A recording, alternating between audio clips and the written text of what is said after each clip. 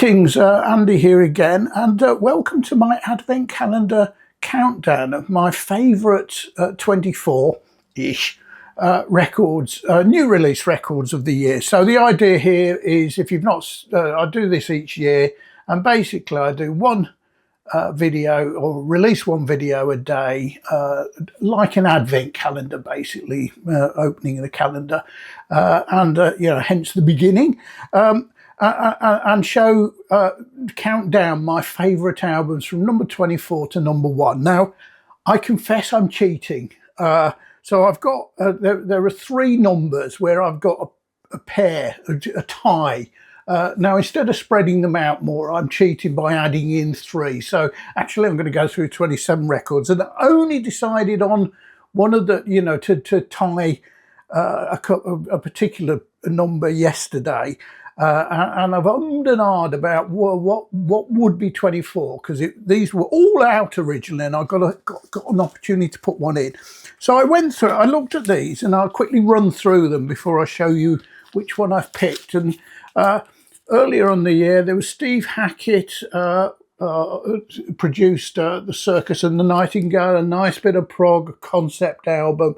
Really liked it, but it didn't make the cut.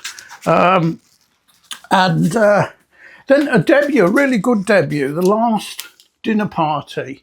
Again, I've got a couple of other debuts. I like this, but there's a lot more records that I like more. So this didn't make the cut. Now, the next one was a real contender. So this has only just come out, and it's, if you saw my November release, i.e. the last video I did a few days ago, this one I talked about, really good, Thus Love, and it's All Pleasure. And basically, it's really good. Indie pop, indie rock. It's probably the best guitar pop I've heard of the year. So really nice stuff. Really ummed and ahed about it. But at the end, there were another couple I was umming and ahhing about. And then Elbow produced a new record earlier in the year, and a really good one it was too. I really liked it. I thought it was very good, but I'm not actually listening to it that much, and I sort of put it on again and thought, yeah, nice, but didn't really grab me as much as the one I've picked. So one thing about this year is it's been really good for psych rock. There's been lots of psych rock. I've discovered Fuzz Club, and they've produced lots of it, lots of Australian psych. But at the end of the day, this is the one I like most, and this is a record above the others, which I can imagine I'll be playing again quite a lot over the next year or so. And it is Goat from Sweden, Gothenburg in Sweden, and their eponymous album. It's not a debut, they've been around for a long time. Really good, heavy psych rock, psych goth I called it, 'cause it's a bit of a mix of stuff.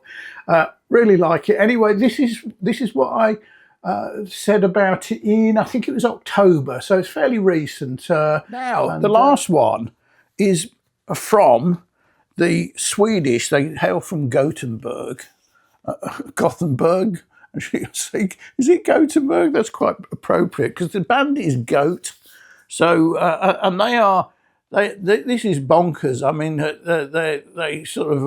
they all appear in masks, and it's sort of driven psych goth somewhere. I've got, this is the first album I've bought of theirs on vinyl. I do have 3 others which I have quite a while on digital download. They've been around for quite a long time, and this is a cracker. I heard a couple of tracks on the radio and thought, it's classic Goat. It's sort of like, there's lots of wah-wah in there, lots of beats. The vocals, the girl, the female singer vocal, she's got, again, quite a strange voice, which sort of works. It's quite languid, but also a little bit punky.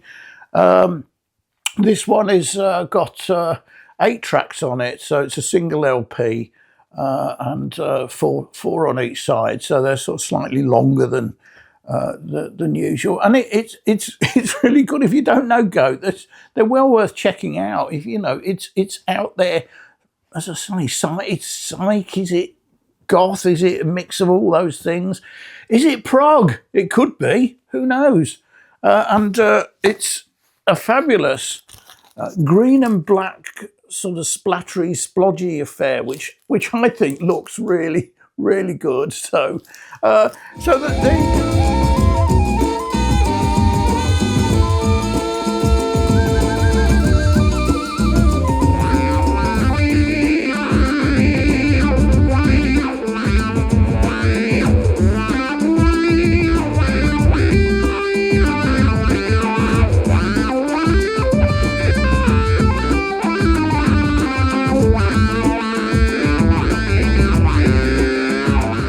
So, thanks for watching. That was number 24, and tomorrow I will be doing my number 23. Thanks for watching. Cheers.